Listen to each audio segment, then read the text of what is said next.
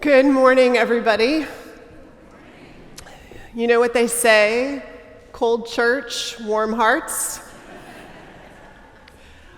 We have a little part, an earthquake valve that broke over the weekend, and so it's getting fixed on Monday. So obviously, feel free to stay bundled up for service. There are beautifully knit shawls by member Katie Culpepper and others that we give and bring to people when they're sick or at home, and they're gorgeous. You can't keep them unless you ask permission, but they are back there for borrowing, so please feel free to go back and take one and curl up and make yourself as comfortable as possible. I feel like the building has been getting a lot of attention this year, and almost like it's grumbling, like another thing. So this is the other thing, which will get fixed this week. I want to welcome all of you on this first Sunday of the new year. Welcome our live stream viewers from all around the country. And I want to welcome to the chancel and to our pulpit, David Usher, a retired colleague who, as you can see in his bio, has served congregations largely in England, but also in the US for 36 years, and who dragged me in part of his international evangelism of what it means to be a citizen of the globe to a play on cricket this year. So his reach, philosophically, his service to our movement is great, and we're lucky to have him here today. And his wife, Vale Weller. Where are you, Vale? Vale is the director of congregational giving and has also preached in this pulpit. We're thrilled to have both of you here today. And Eric Hamilton, our guitarist. We hope your guitar stays in tune in the cold, and your fingers. All things are forgiven this morning. Exactly. So welcome, everybody. It's wonderful to be together. Let's sing our opening hymn. It's number 12 in your gray hymnals, Life That Maketh All Things New. Let's rise as we're able in body and spirit and sing it together.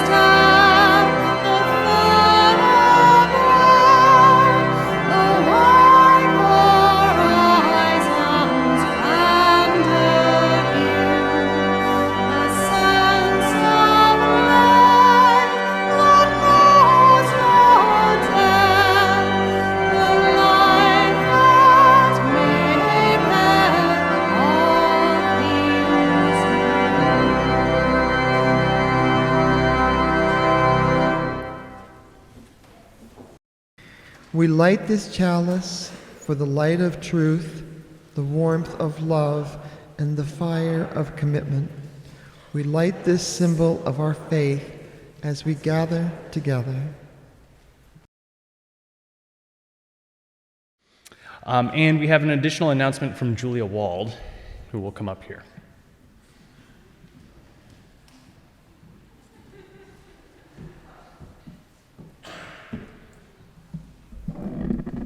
I'm really the white rabbit from Alice in Wonderland.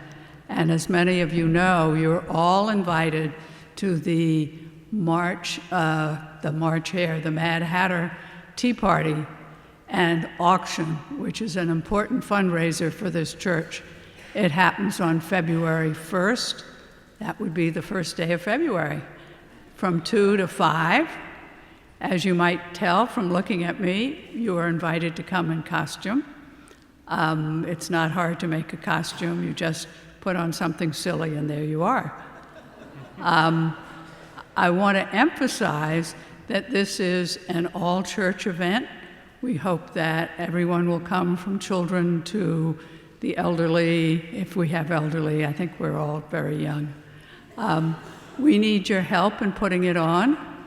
Last year, we had people donate many sandwiches, baked goods, yummy things to eat, because it's a tea party. So get out your cookbook or get out your skills. Sign up at the table to bring something to eat. We want this to be not only a good fundraiser, but a fun event, which it was last year, so we can do it again. I think costumes are a good idea, but some people don't like to be in costume, so there's no pressure. Even some of the children don't want to be in costume. The tickets are $25 each. The children come for $10, and let's all join in and make this a wonderful event. Thank you.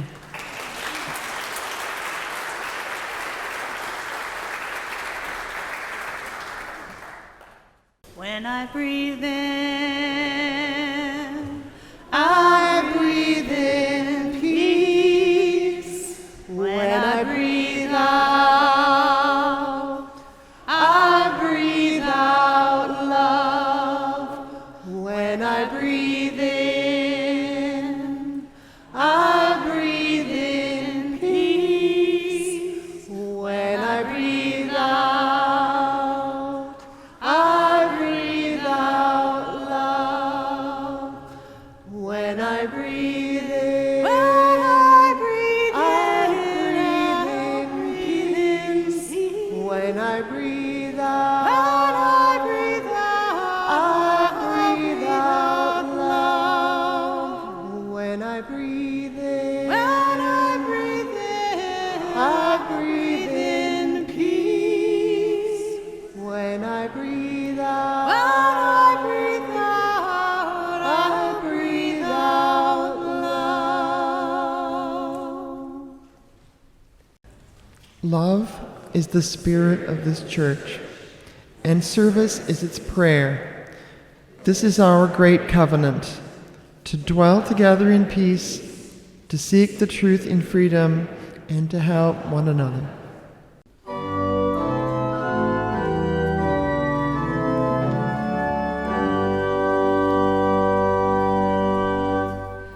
From all that dwell below the skies, let songs of hope and faith arise. Let peace, goodwill on earth be sung through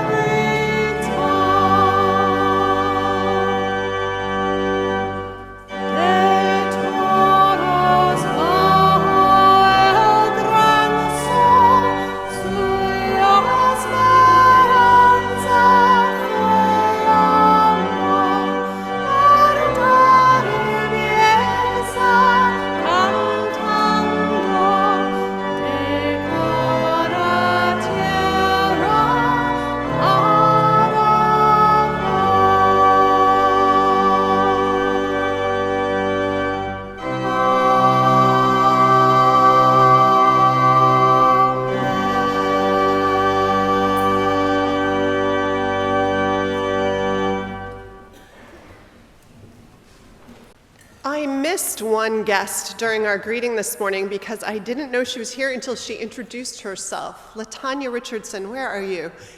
She is from North Carolina, and LaTanya is the director of our General Assembly Planning Committee, which is a task for which you deserve many blessings and immense gratitude.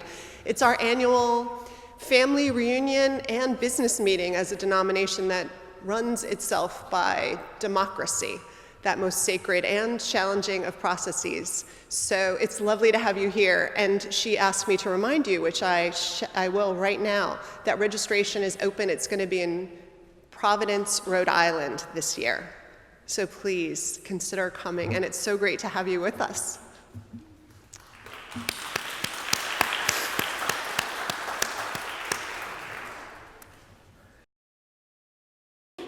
So since July, when we began our witness to the children that were being separated from their families and the people who were in detention camps on our border and around the country, we have also been engaging in a shared ritual here in service. And we will enter into that time of ritual remembrance and commitment and recommitment, and then a time for shared prayer and meditation.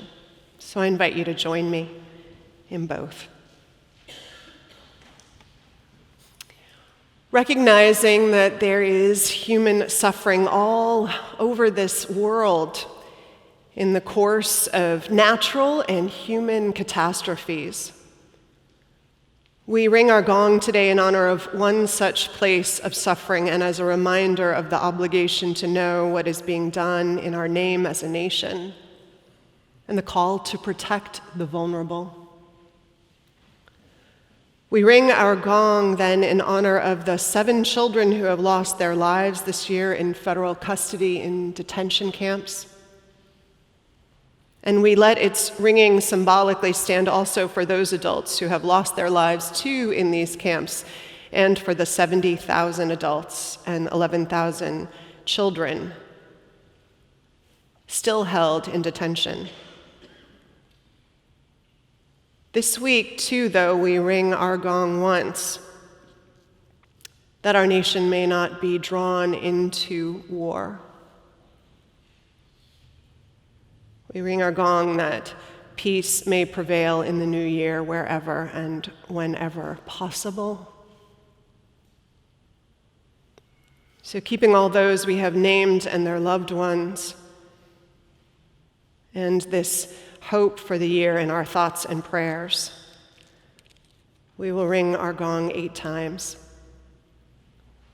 And this coming week, may we each ease the tide of human suffering, howsoever we can.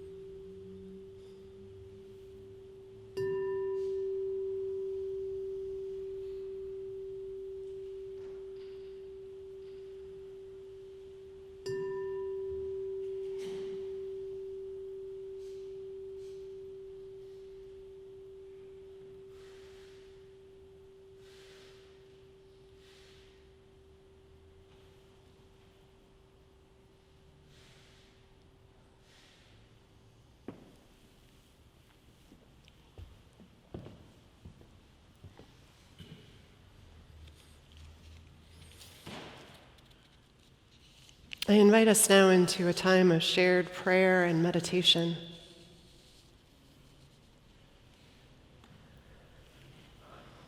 Spirit of life, Spirit of love,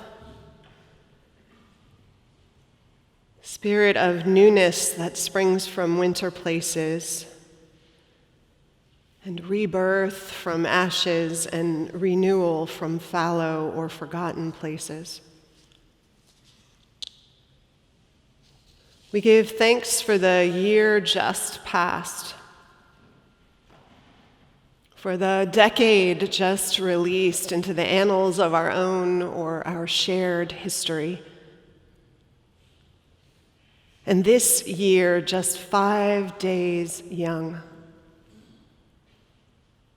This decade already defining itself with each action and inaction.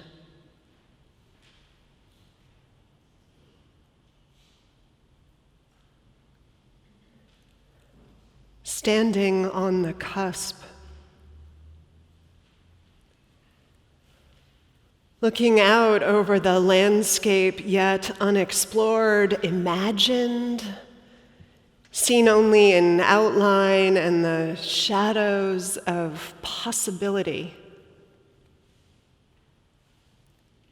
May we step forward with resolve and high intention.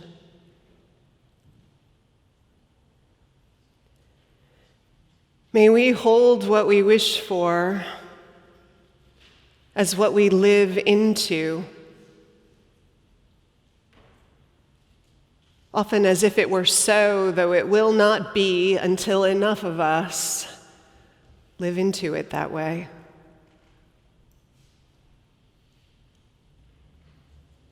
May we choose boldly, love with abandon,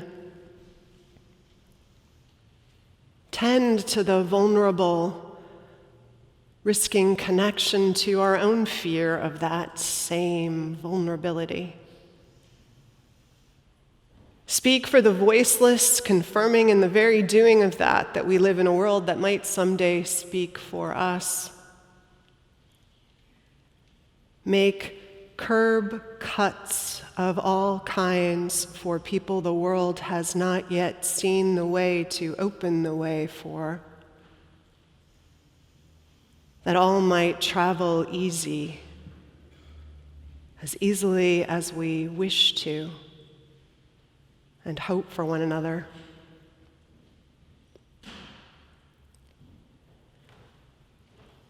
And may the boundaries between us, false and imagined as they always are, fall away to the flesh and blood unity of human beings, bound on some small spinning planet whose only hope is that we together forge our way. May love and unity be our in-breath and our exhale.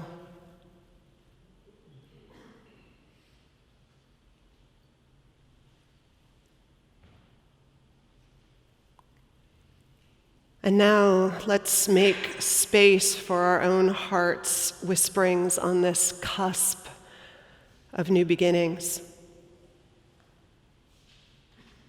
In a silence we make sacred by the holding of it together.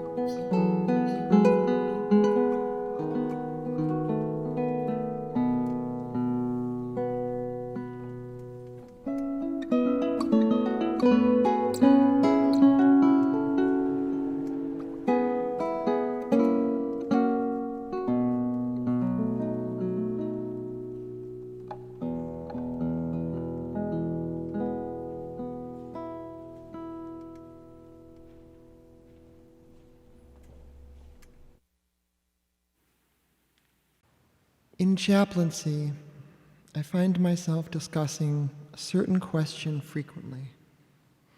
It usually comes about when I am with someone who is seeking or struggling, maybe dealing with illness or disability, maybe facing end of life and the natural fears that go with it. I'm inquiring about any spiritual practice or belief. Do you believe in God? I might ask. The response I get most often is something like, no. Then, well, it depends on what you mean by God. To which I respond, define God any way you like. What do you believe always comes back. I tell them I believe there is some form of consciousness that could be thought of as God, an all-encompassing field of which we are part. We affect it, and it affects us. I believe we are a drop in this ocean of God consciousness, and when we die, we return to it fully. I believe that it is our separation from the awareness of being part of that ocean that causes suffering.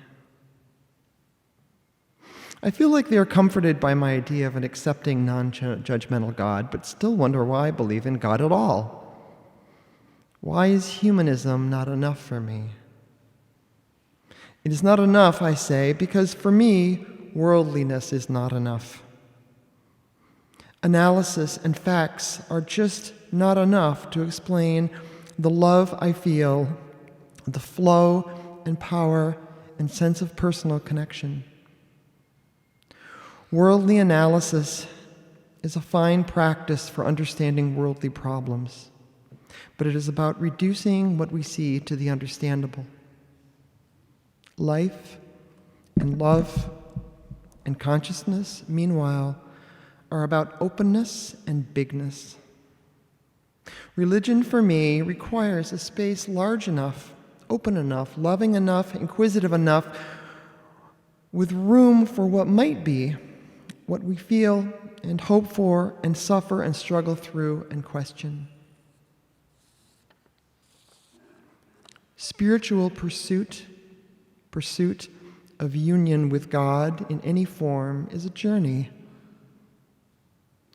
Religion is when someone has walked that journey before you and written about it. They've written a guidebook, but the guidebook is not the journey. We might pick up the guidebook and take it with us on our journey. And if we see things in it that are wrong, that they have changed or were never correct or were embellished in one direction or another by the writer for whatever reason, we might question or discard the entire guidebook, or all guidebooks, or perhaps question there even is a journey, or anything to journey about. But I believe in the journey. And while I respect the guidebooks and the insightful but flawed human beings who created them, they're only like us, thoughtful, questioning, unsure people who have walked and explored the path as we are walking and exploring it. I read their ideas and consider them. I consider where they are insightful and I am not, and where I am insightful and they are not, or in a different way. I consider their lives and journeys and times and situations and mine. I consider it all, but I walk and live my own journey, a journey of listening to subtle yet powerful guidance.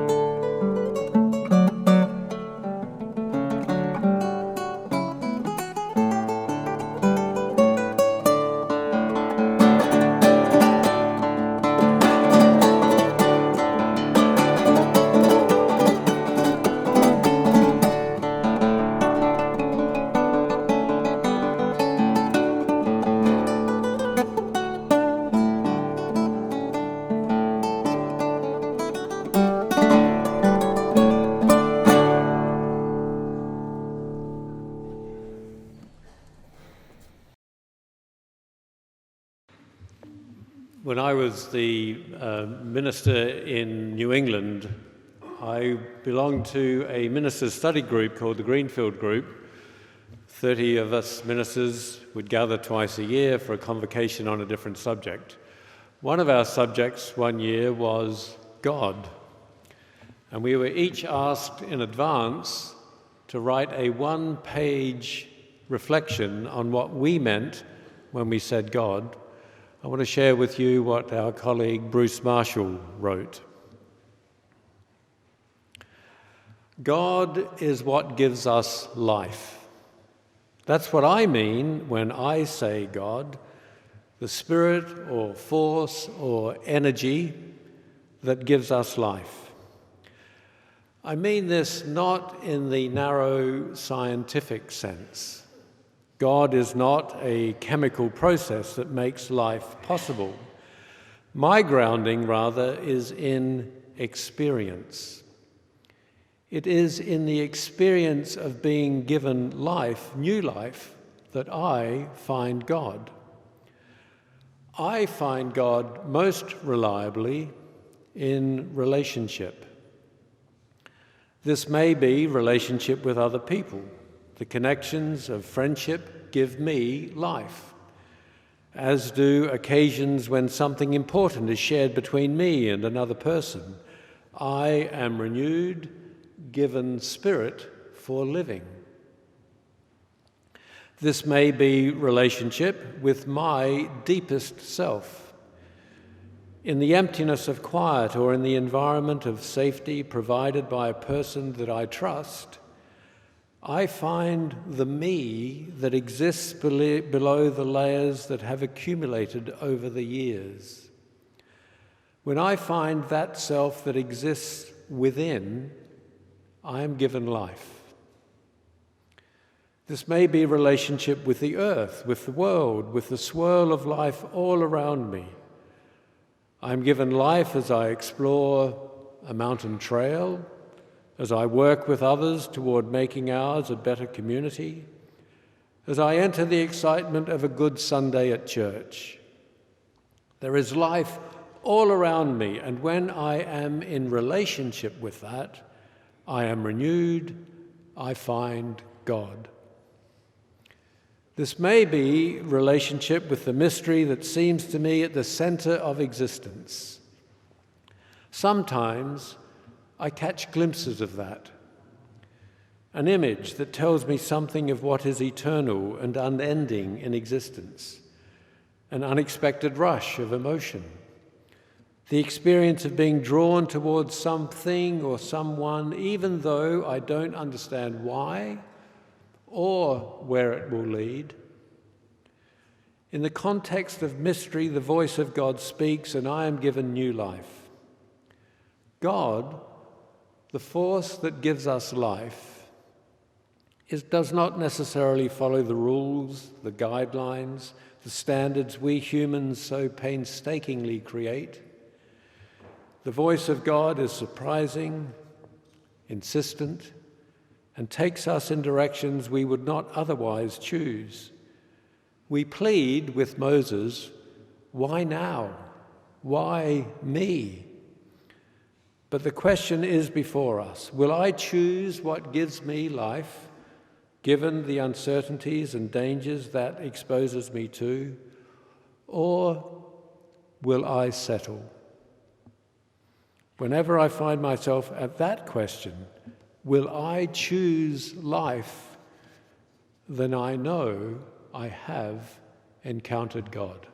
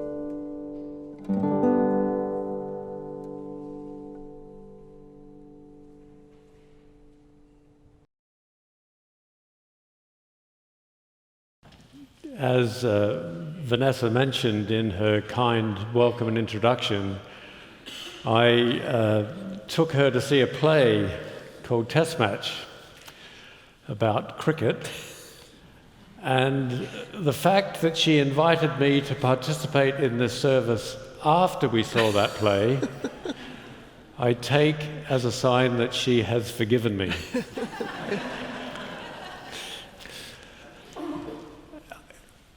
I want to ask you to sing a song. It's a very simple song. The words are very easy for you to remember. They are, over my head, I hear music in the air. Over my head, I hear music in the air.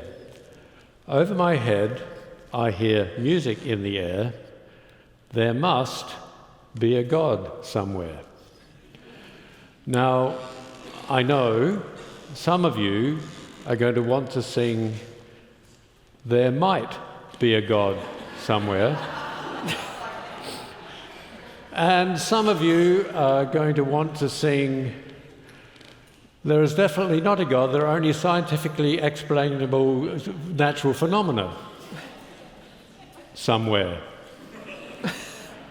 But the words are, there must be a God somewhere. It is, after all, only a song, not a theological statement of belief. More than that, I'm going to ask you to stand and sing this song, and in good style, you have to do this. And when we get to there must, there's a clap between the must be a God somewhere. And Shanon... Yeah, she's our ringer. is Yeah, very we'll kind. figure it out. Do you know this Yeah. song, Shanon? Oh dear. You don't know this song? So the tune wow. roughly is over my head, I hear music in the air. Over my head. This is only a practice. I hear music in the air. Over my head, I hear music in the air. There must be a God somewhere. Oh, it's a great hymn, and that's totally off key, but anyway, well, I just have to give it its due. Then I All right. suggest you follow Shanon, But and you have we to need some good ringers smile up. and look Yeah, as if you're it's, enjoying this and it's not causing you pain. If there are choir singers who know this, yeah, come on down. Over my head, I hear music in the air. Over my head, I hear music in the air. Over my head, I hear music in the air. There must be a God somewhere. Are we going on? That's it.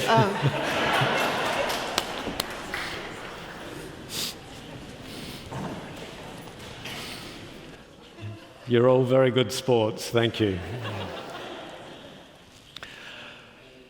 I want to tell you about a conversation I had some while ago while I was still in England. And it's a conversation which has been repeated many times throughout my time as a minister.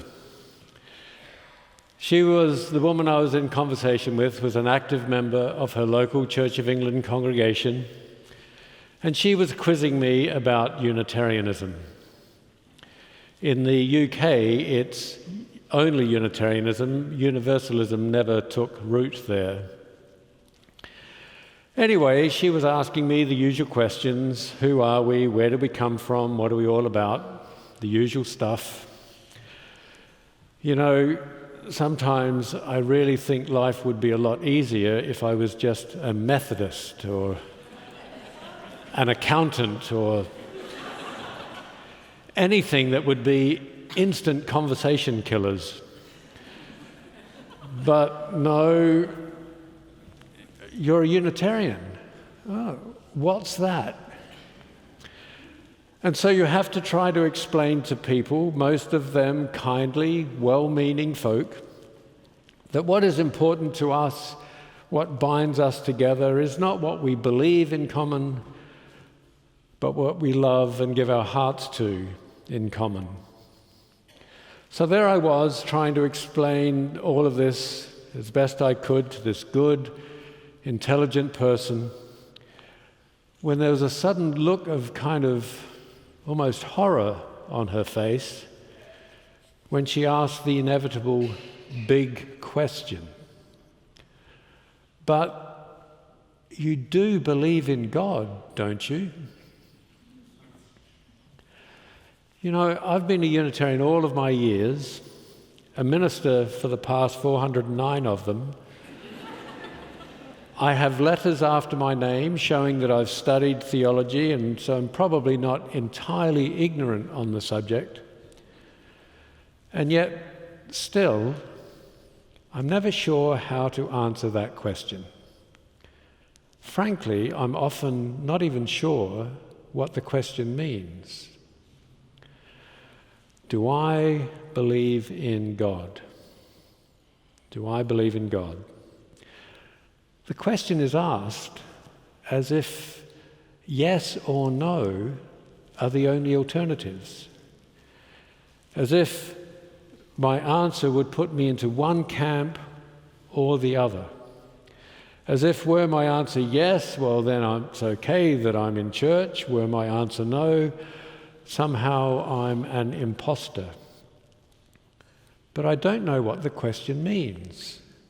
Especially, I don't know what it means when I'm asked by the sort of person who has not darkened a church's door for ages, but who, for reasons best known to themselves, somehow wants to justify themselves, often with a statement like, well, you know, of course I believe in God, but, you know, I don't need to go to church. You know, I worship my God in my own way. Oh, which might that be? I privately wonder to myself. Is it in bed with a coffee and the Sunday papers? Is it watching the game? Is it at the mall or some other cathedral of consumerism? And if I'm feeling mischievous, I might reply, oh, that's interesting. You believe in God but don't go to church. I go to church but don't believe in God. So let's try to unpack it a little. Do I believe in God? Does the question mean, do I believe that there is a being which exists in some separate time-space reality who is God, like Zeus on Mount Olympus? And from that separate time-space reality, this God observes the world, responds to it, makes things happen, once decided that things had got into such a mess that he sent his son. Where that son came from is a puzzle we shall leave aside for now, but sent this son to earth to sort things out in a heroic and sacrificial way. Do I believe that such a being, that there is such a being that exists? No, I don't. I understand that that is the God that some people do believe exists, but I don't. I also understand why and how such a belief came into being in a pre-scientific age. It certainly made sense in a pre-scientific age when God or gods were in charge of everything and made sense of everything otherwise beyond our human comprehension. The God of modern thought does not live on Mount Olympus, as did Zeus, but in the sky. Yet, no amount of air travel or space exploration has been able to locate exactly where. I also understand that it's not just about scientific explanation or lack of, it's also about a sense of control.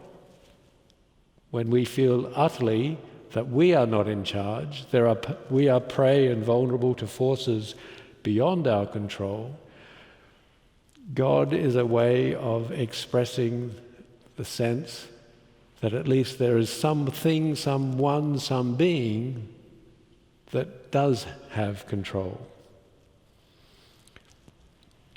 30 plus years ago, when I was in my first ministry, I set myself a project for Lent. I set myself the task of reading the book, Does God Exist? By the Swiss theologian Hans Kung. This is a 600-page doorstopper of a book. It's pretty dense, but it was readable. And in it, Kung, himself a Catholic, but barely clinging on by his fingernails to the Catholic Church without being kicked out for his heretical views, Kung examines the history of God, all of the arguments about God's existence, the ontological, the teleological, the cosmological, and other such fancy multisyllabic words. And finally, Kung comes to the conclusion it makes absolutely no sense to talk about God existing. Why? Because the term existence can be used only with reference to something that is real, something in time and space. This pulpit exists. But love does not exist, says Kung. Beauty does not exist. Truth does not exist, nor goodness. They are concepts which we experience in life, but they do not exist. The reality is our experience, not that which we experience.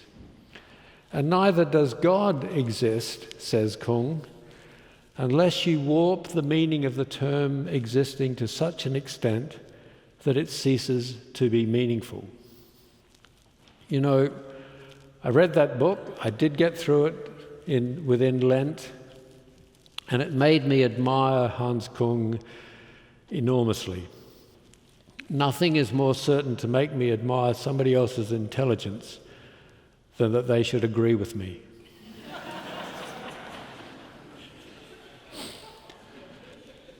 So, do I believe that there is a being called God? That God exists? No, I don't. I'm not even agnostic about it. I don't even want to place an each-way bet on it.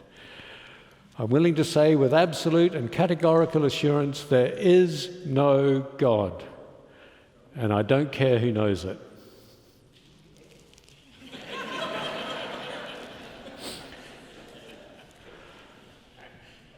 But I am not an atheist. I don't like the word atheist.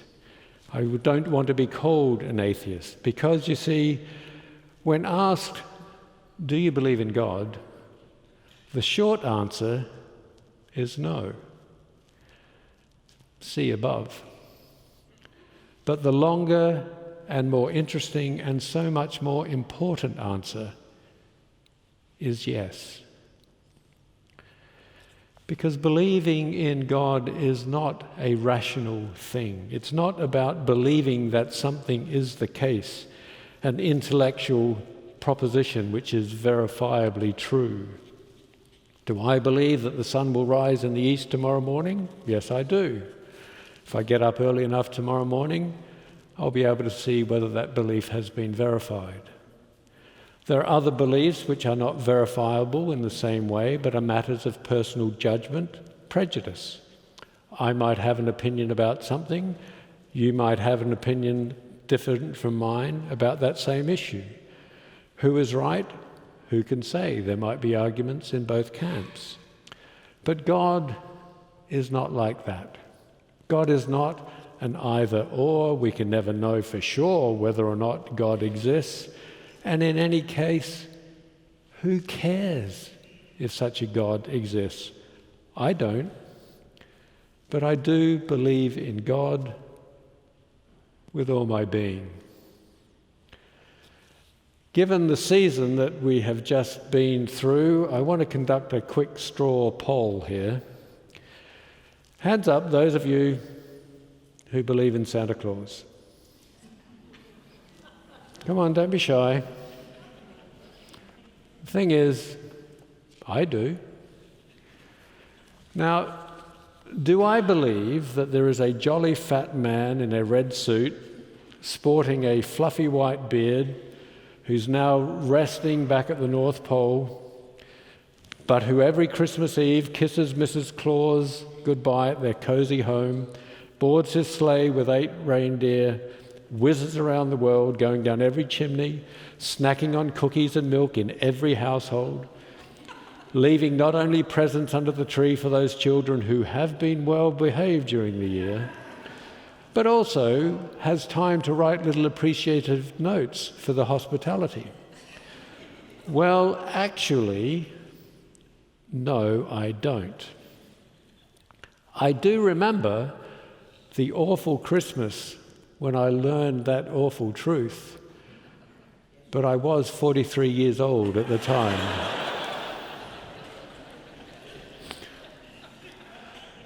But do I believe in Santa Claus?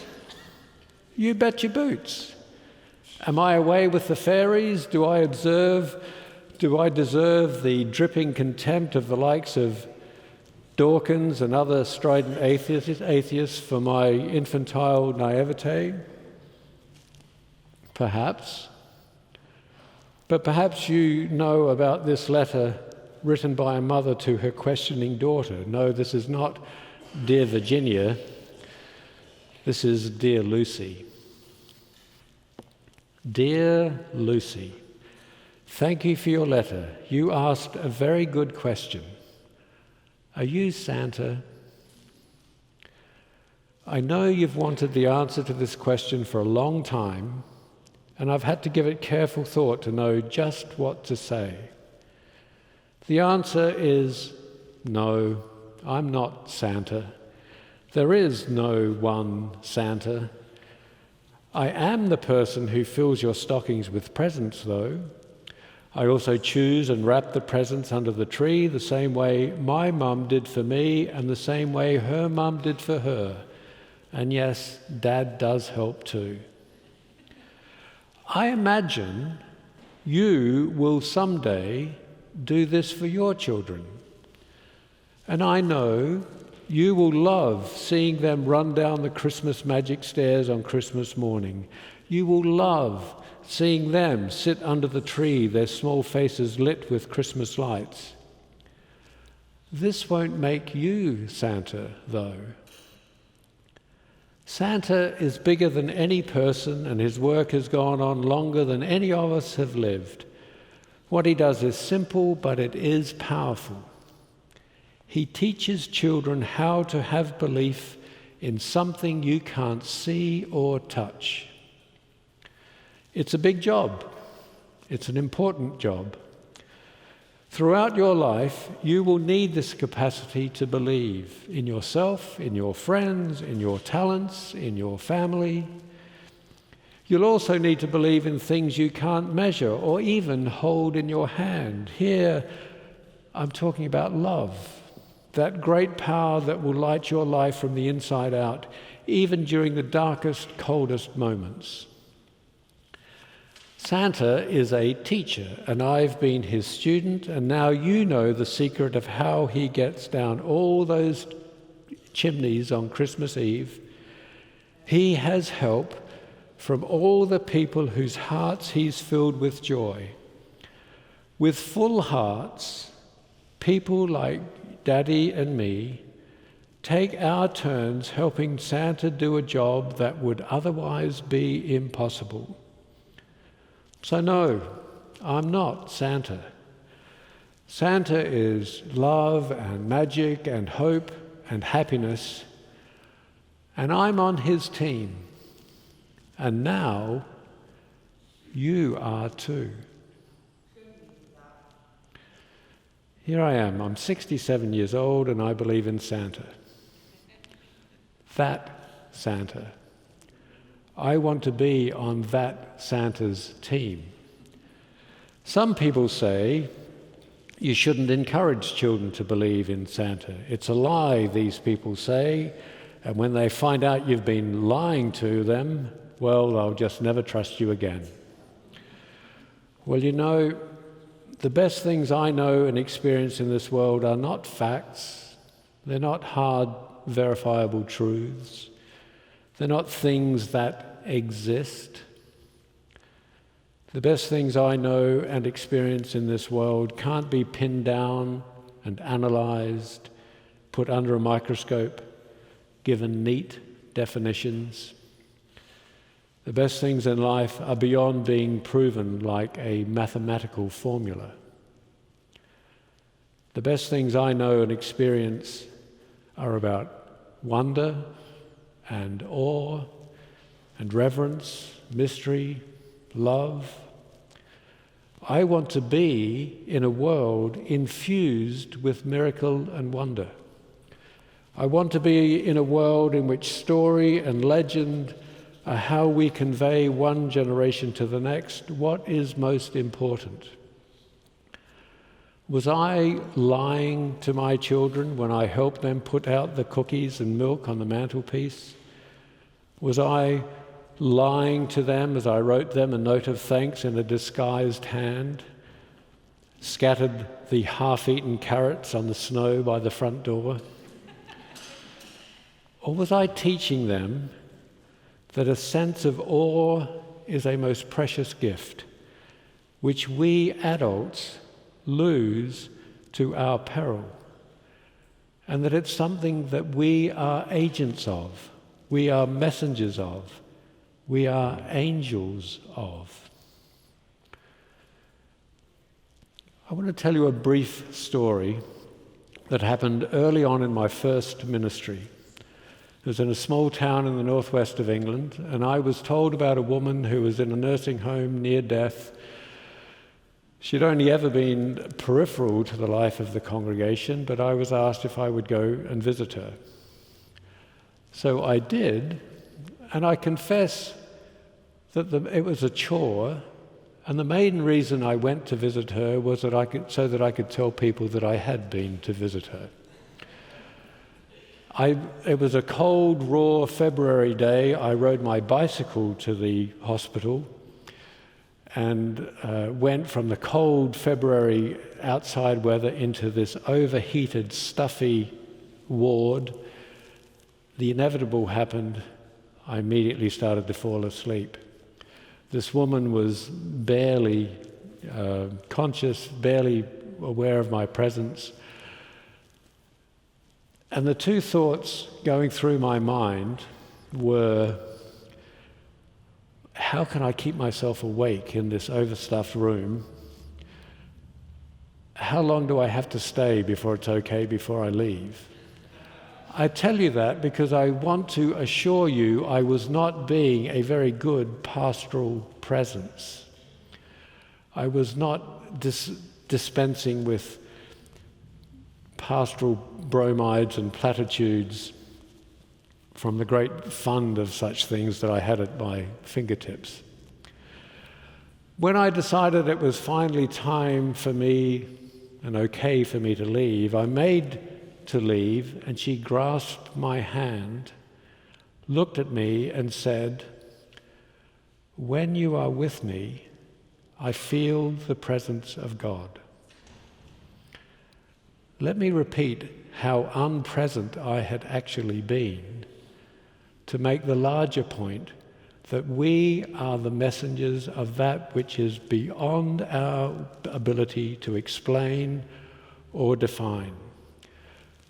We Unitarian Universalists, we have this broad spectrum of theological belief, from sort of highly rational humanism to the ultra woo-woo, from progressive Christianity to drawing on whatever faith tradition might inspire us. But whatever our intellectual framework might be, I put it to you that we are agents, angels, and messengers of that which is beyond our comprehension to know and to name. So I believe in God. I believe in all that that simple three-letter word evokes and connotes. It's about what we give our hearts to, not what we give intellectual assent to in our minds. I believe in that which transcends the littleness of my own fleeting life. I believe in the connection that I experience with all that is, that the word God is a poetic but ever inadequate shorthand way of expressing. I believe in God not as a separate being out there, but because I want the divine, the mysterious, the wonderful to be an intrinsic part of what it means for me and you to be human. I want to be on God's team. Why?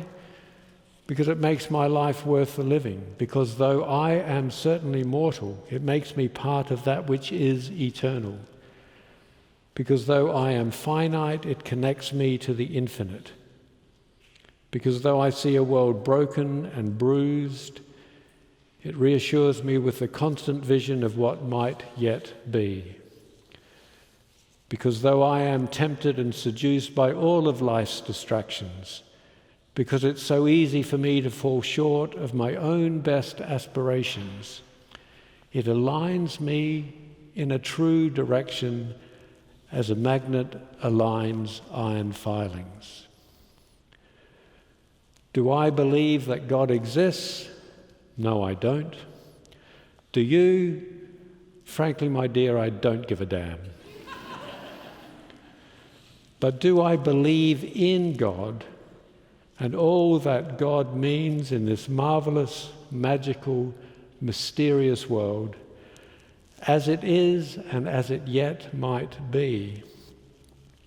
Oh yes, I certainly do. I hope you do too. Amen.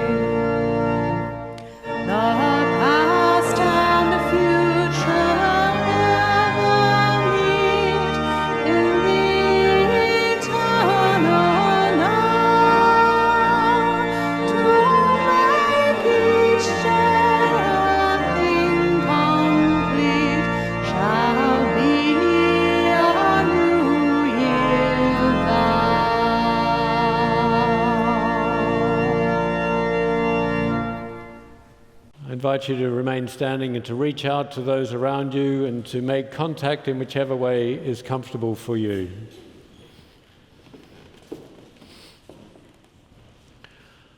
And so the courage of the early morning's dawning, and the strength of the eternal hills, and the peace of the evening's ending, and the love of all that is good and true, beautiful and holy, be in our hearts and govern our lives this day and all days. So may it be. Amen.